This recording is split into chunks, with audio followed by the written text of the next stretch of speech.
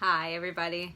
I can't believe we are finally here, but it is time to read The Zombie Zone, the very last book in the A to Z mystery series. I'm so excited. They're not in Green Lawn in this book either. They are in New Orleans, Louisiana, visiting with Ruth Rose's grandmother, who they were also with in the Goose's Gold when they got stuck in that ship that time. Chapter 1. Ruth Rose's grandmother set her paint set on the sidewalk in front of their hotel. They were in New Orleans, Louisiana. Ruth Rose's gran was visiting the city to take a painting course, and she had invited Dink, Josh, and Ruth Rose to join her. "What are you going to paint today?" Ruth Rose asked her grandmother. Ruth Rose liked to dress in one color, and today's color was robin's egg blue. Everything matched perfectly, down to her blue socks and sneakers. "I don't know yet," her grandmother said. "Our art teacher will tell us. I'd love to paint one of these charming old buildings with the balconies and creeping ivy." "Thanks for bringing us," Dink said. His real name was Donald David Duncan, but ever since he was little, his nickname had been, say it with me, Dink. "And thanks for hiring Jack to show us the bayous," Josh added. "You're very welcome," Ruth Rose's grandmother said. "Where is he taking you today?" "We're going on a hike," Josh said. "We're visiting a community in the woods," Ruth Rose said. "He said the people there live in huts with no electricity." "That sounds fascinating," Ruth Rose's grandmother said. "Oh, here's Jack's van. Have fun, and I'll see you for lunch." The kids watched Ruth Rose's grandmother stride away with her paint box under one arm. A van pulled up to the curb. It was painted all over with trees and vines and flowers. On one side was an alligator with the words "Gator Guide" spilling out of its mouth. A tall man in boots, shorts, and a t-shirt hopped out. He had light hair and a deep tan. "Hey kids, ready for a nice hike?" he said. "Hi Jack," the kids said. Josh and Ruth Rose piled into the back of the van as Jack climbed into the driver's seat. Dink sat in the front passenger seat. "Buckle up," Jack said.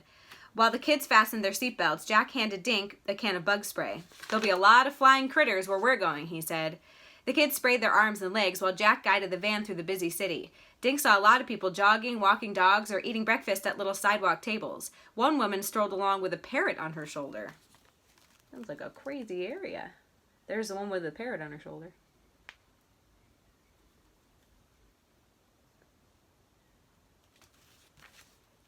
"We'll be hiking through a beautiful forest today," Jack told the kids as he drove. "And we'll meet those people I told you about." "Why don't they live in the city like everyone else?" Ruth Rose asked. "Not everyone likes city life," Jack explained. "The folks you'll meet today would rather live the old-fashioned way. They grow most of their own food and hunt or fish for the rest." "They don't miss TV and computers?" Josh asked. Jack laughed. "The kids go to school in town, so they probably know about that stuff," he said.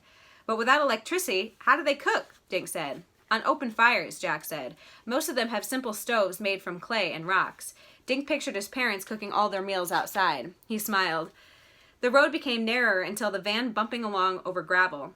Tall trees lined the road. Grayish-green Spanish moss dripped from the branches. Through the open windows, Dink could hear birds and smell sweet dampness. Jack's cell phone started ringing. He pulled the van to the side of the road and stopped to chat for a minute. "That was my wife," he told the kids after he hung up. "We're expecting our first baby any day now." "Cool," Josh said as Jack continued driving. "Will you take him on hikes?" "The baby could just as easily be a girl, you know, Josh," Ruth Rose said. "Either way, he or she will definitely be a hiker," Jack said, grinning. Soon Jack parked the van in a small clearing off the road. Behind them was a sunny gravel road. In front was a dark wall of trees, moss, and thick shrubbery. The kids and Jack climbed out of the van. The air felt muggy, and tiny bugs flew around their faces. Jack slung his pack over one shoulder. Then he pointed to a brass plaque. The words "Old Forest Trail" had been stamped into the metal. "Here's where the trail starts," he said. "Watch the ground for tree roots." "Are there any snakes around here?" Josh asked, stepping quickly to the right behind Jack. "Probably," Jack said, "but we won't see them. As soon as they feel our footsteps, they'll take off." They walked single file. Jack was first, with Josh on his heels. Ruth Rose followed Josh, with Dink in the rear. The trail was narrower, and it curved around trees. Moss hung in their faces, and roots tried to trip them. The buzz of insects was everywhere. Dink's skin felt sweaty. He noticed a few narrower trails leading off to the right and left. He was peering down one of those when suddenly he tripped, landing on his hands and knees. "You all right?" Jack asked when he turned around. When Dink looked up, he saw a small sign nailed to a tree trunk. Someone had painted 3 words in red. "Danger, Zombie Zone." Just like the title. Uh-oh, they're in a zombie zone. Here is the chapter picture. Looks like a painting with this fence in the background. And the corner picture is a zombie. Chapter 2. They stared at the sign. Some of the paint had dripped down, giving the words a creepy look. Dink felt the hair on his arms stand up. Zombie zone? Josh asked, almost in a whisper. What does that mean? Beats me, Jack said. I've never seen this sign before, and I bring hikers out here a lot. Jack moved closer to the sign. This nail looks new, he said. See, it hasn't had a chance to rust yet. It looks like they used blood, Dink said. Jack touched a letter. No, it's just red paint. But who put the sign here? Asked Ruth Rose. Jack shrugged. It could be a joke, just something to scare the tourists who hike here, he said. I've heard rumors that strange things have been happening around the cemetery near the village. Josh gulped. What kind of strange things? He asked. Well, some people swear they saw a zombie, he said. Zombies are part of the voodoo religion. I don't know anyone who practiced voodoo, but some people still believe in it. Let's keep walking. As the kids followed Jack, Dink thought about what he had told them about zombies. He felt goosebumps crawl up and down his arms. They hiked in silence for another few minutes. The dim trail widened into a sunny clearing. About 20 huts formed a half circle around the edges. Each hut had a porch, a garden, and a fire pit or homemade stove. The hut walls were made of logs, branches, and mud. The roofs had been built with sheets of tin, branches, and broad leaves. In the center of the clearing sat a large building. It was at least 4 times as big as the others. Dink peered inside and opened the open door and saw a lot of seats. He figured it was some kind of meeting place for the villagers. Huh, that's strange, Jack said. No one's here. Dink looked around, seeing no one in the gardens or on the porches. The only sounds were the insects and birds in the trees behind the huts. Maybe the zombies stole everyone, Josh whispered. He poked Dink in the back. Don't get creepy, Ruth Rose said. Dink tapped Jack on the arm. There's someone, he said, pointing. A tall woman had stepped out of the huts and stood on the porch. Her gray hair fell almost to her waist. She wore a long dress that looked homemade. Her feet were bare. Oops, I was covering a woman with my hand. There she is. There's Jack and the kids. And here's this strange little village they're in. I would not like to live without electricity, I don't think. Hello, Myrna, Jack called. I'd like you to meet Dink, Josh, and Ruth Rose. They're here on vacation. Where is everyone? The woman named Myrna nodded at the kids. She pointed toward a small trail to the left of her hut. They're all in there looking at the graves, she said. Jack looked where she pointed. In the cemetery? Why? Jack asked. Myrna shook her head. You go see, she said. Very bad voodoo. Then she turned and walked back into her hut. What's going on? Dink asked. I don't know, but let's go find out, Jack said. Jack led the kids past Myrna's garden. They left the sunlit clearing and entered the woods on a shady path. A few minutes later, they came to a small cemetery. It was enclosed by an old iron fence. Moss from a tree branch covered part of the fence. Inside the cemetery, about 30 people were clustered in a bunch. Some of the people were shouting. A few were crying. What are they doing? Ruth Rose asked. I'll find out, Jack said. He walked over to the group with the kids following. Jack knelt on a pile of red dirt next to an old man. In front of them were 2 deep holes in the ground. Another very strange scene here.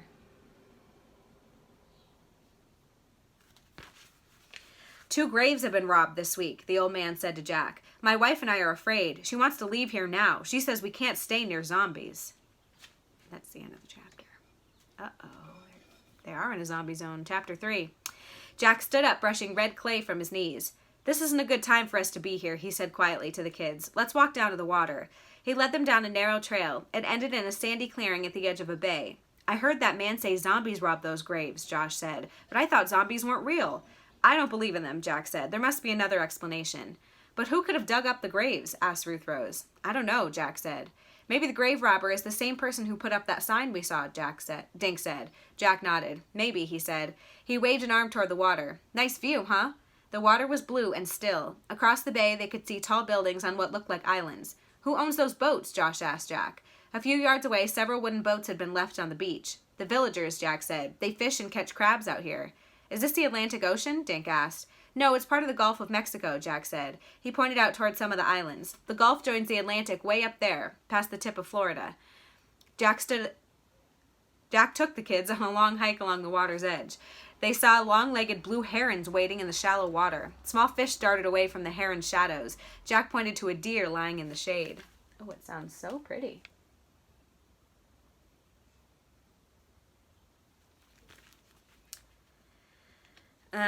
It's so beautiful here, Ruth Rose said, and so quiet. I agree, Jack said. I'd love to buy a piece of land and build a house out here. He opened a pack and pulled out small bottles of water. They all sat on a log and sipped, watching the herons search for fish. Across the water, the sun flashed gold against the distant buildings. How'd you like to camp out here tonight? Jack asked. We can cook our supper over a campfire. Excellent, Josh said. I'll ask my grandmother at lunch, Ruth Rose said, but I know she'll say yes. Great, after I drop you off, I'll do some grocery shopping, Jack said. After their water break, Jack showed the kids how to identify different birds' nests. He taught them how to spot poison ivy. He explained how to make tea and medicines from some plants. Jack looked at his watch. You guys must be getting hungry, he said. It's time to go back to town. I'm starving, Josh said. I don't know if I can last until we get back to the hotel. Dink laughed. Well, you could always grab a raw fish like that heron, he said. A half hour later, the kids met up with Ruth Rose's grandmother in the hotel's outside restaurant. She was sitting under an umbrella on the balcony that overlooked the street. Gram, can we go camping with Jack tonight? Ruth Rose asked her. Of course, her grandmother said, just as the waiter appeared at the table. Shockingly enough, they can camp with this strange man, and nobody cares. Everyone ordered cheeseburgers and lemonade. While they waited for their food, the kids told Ruth Rose's grandmother about the zombie sign and the grave robber. Who would steal dead bodies? Ruth Rose asked. People have been robbing graves for different reasons all through history, her grandmother explained. Sometimes robbers were searching for valuables that were buried with the bodies. Hundreds of years ago, a famous painter stole bodies so he could study the muscles and bones. He wanted the paintings of people to look as real as possible. Gross, Josh said. At a nearby table, two men in suits and ties were drinking iced tea. Dink noticed that one of them kept glancing at their table. To Dink, it seemed as if he were trying to overhear what Ruth Rose's grandmother was saying. So here they are, chatting. And these two seem to be spying on them. That's weird. Just then, the waiter showed up with their food. No one talked about dead bodies as they ate. The next time Dink looked up, the two men were gone. That's the end of that chapter. Weird. Chapter 4. At 4 o'clock, the kids were waiting in front of the hotel. Jack's van showed up a few minutes later. Jack opened the rear doors. I brought a big tent, big enough for all 3 of you, he said. Where will you sleep? Ruth Rose asked. In this. Jack showed them a rolled-up string hammock. They all climbed in and buckled up. Jack joined the late afternoon traffic. Where are we going to camp? Dink asked. He was sitting in the back with Josh and Ruth Rose was up front with Jack. How about near the water? Jack asked. Tomorrow morning I'll take you to see an alligator nest. They make nests? Josh asked. Like birds? Not like birds. Mother alligators laid their eggs on the ground and cover them with vegetation, Jack explained. Jack parked his van in the head of the trail. Between the 4 of them, they managed to carry the tent, Jack's hammock, and 2 small food coolers. They took a different trail to the bay this time, and soon came to a clearing at the water's edge. Just dump everything near the boats, Jack said. We'll get your tent set up before it gets dark. Josh peeked under one... I just noticed. Hang on. Jack peeked under one of the upside-down boats. There's no alligators in here, right, Jack? He asked. I just noticed that, just like in the past couple books, there are 2 corner pictures. So the zombie, like, walks. I never noticed that before. Got distracted. No, it's too open, he said. But they often hunt at night. When it gets darker, look for 2 yellow spots in the water. Alligator eyes reflect light, so our campfire will help us see them. As Jack and the kids set up camp, their shadows grew longer. Soon the sun was behind the trees. After the tent was set up, Jack hung his hammock between 2 trees. He gave the kids some containers. Fill these with water, he said. We have to drink salt water? Josh asked. Yucko. No, we'll need it to put out our campfire later tonight, Jack explained. I brought bottled water for drinking. The kids walked to the water, which was only about 20 feet from their tent. As Josh scooped to fill his jug, Dink dropped his hand on Josh's shoulder. Is that an alligator? He whispered. I see 2 eyes. Duh, Josh said. I guess I can tell a floating branch from a reptile. Ruth Rose joined in. But that branch is swimming towards you. Very funny, Josh said. He lugged his container back to Jack. Just set the water by that tree, Jack said as he scooped a depression in the sand. He made a wall around it with rocks and damp sand. Then the kids helped him find dead twigs and branches. Soon they were sitting around a cheery blaze. The dancing flames made all their faces look ghostly. Dink thought about zombies and alligators. He scooted a little closer to the fire. Okay, who wants hot dogs, lemonade, and marshmallows? Jack asked. We do, Josh yelled. He opened the pack to the coolers and began pulling out tons of food. The kids roasted their dogs and ate them by the fire. By the time they had finished their marshmallows, stars were visible. The moon was full and partly hidden by clouds. A few lights flickered way out in the gulf. I would love roasted marshmallow right now. They're so good. I like to burn them. Dink was the first one to yawn. Then everyone else started yawning. They covered the fire embers with sand, and Jack doused the pit with water from the bay. Sleep tight, he said as the kids crawled into the tent. You guys can sleep near the opening, Josh said. He crawled to the farthest end of the roomy tent. Why? Dink asked. You usually like to sleep by the door. Josh pulled off his shirt and used it for a pillow. Yeah, but this way, if an alligator crawls in here, he said, he'll eat you and Ruth Rose first. Later, Dink suddenly sat up in the tent. A noise had wakened him. He listened, then peered out through the zippered opening. Moonlight through the trees cast shadows on their campsite.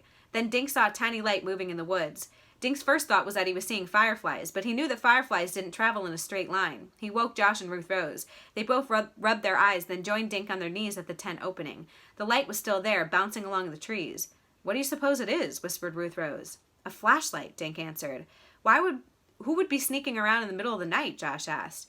Dink put his hand out and silently unzipped the tent flap. "Let's go find out," he said. You can sort of see the light out the tent flap. Thinks it's a flashlight. "Maybe we should wake up Jack," Josh said. "It could be the zombies." "I have a feeling that zombies don't carry flashlights," Dink said. The kids stuck to a narrow path as they moved slowly toward the light. The moon played hide-and-seek with the clouds. One moment it beamed down on them, the next it was gone. As they watched, the distant light would disappear, then grow again, only to vanish once more.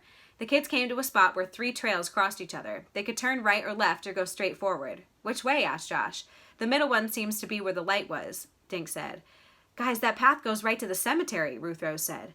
"Oh my gosh," Josh croaked. "Maybe we're following the grave robber. And if we hurry, we can catch him," Ruth Rose said. "I'm not catching anybody," Josh said. "Let's keep moving," Dink said. "If we find anything out, we'll go back and wake up Jack. He'll call the cops on the cell phone." The kids crept forward. Ruth Rose had been right. At the end of the trail, Dink saw gravestones glinting in the moonlight. The kids stopped in the shadow of a giant oak tree, 30 yards from the graveyard. The moonlight touched the fence and the gravestones. The 2 empty graves were black, with mounds of dirt piled next to them. Nothing moved. "I guess I was wrong," Dink whispered. "I thought for sure—" Suddenly, Josh slapped his hand over Dink's mouth. Then Dink heard Ruth Rose gasp. One of the empty graves was glowing. As the kids watched, 2 hands emerged, grabbing the edge of the hole. Then a head appeared. Whoever it was held a small flashlight in his mouth. The beam jumped crazily as the dark figure pulled himself up and out of the grave. Silently, Dink, Josh, and Ruth Rose dropped to the ground. And that's the end of that chapter. That's like too exciting. We can't leave it on that cliffhanger. The next one's not a chapter picture. Here's this person crawling out of a grave. And there are the kids watching over there. Very spooky. Chapter 5. The man standing at the grave's edge was tall. He wore dark clothing. His face was in shadow, but his hair looked silver in the moonlight. Dink felt there was something familiar about him. The man wiped red clay from his pant legs. Then he shone a flashlight on his wrist, causing the watch to gleam briefly. He turned and disappeared into the trees. Who was that?" Josh asked. "It sure wasn't a zombie wearing a watch and carrying a flashlight," Ruth Rose said. "I wonder what he was doing in that grave," Dink said. "Should we go look?" "No," Josh hissed. "It's bad enough we're creeping around cemeteries. We're not crawling down in some grave." "Let's go tell Jack," Ruth Rose said. The kids retraced their steps back to the campsite. Dink was relieved to see Jack's tall form lying in the hammock. "Let's not wake him," Dink said. "We can tell him in the morning." The kids tiptoed past Jack, then knelt to crawl into the tent. "See anything interesting?" Jack asked. All 3 kids jumped and whipped around. "You're awake?" Dink said. Jack sat up in his hammock. "I'm a light sleeper," he said. "Where have you been?" "We need to talk to you," Ruth Rose said. "We saw someone at the cemetery." "You did?" Jack jumped out of his hammock. He had put on dark sweat clothes. He pushed up his sleeve and looked at his watch. "What were you doing at the cemetery at midnight?"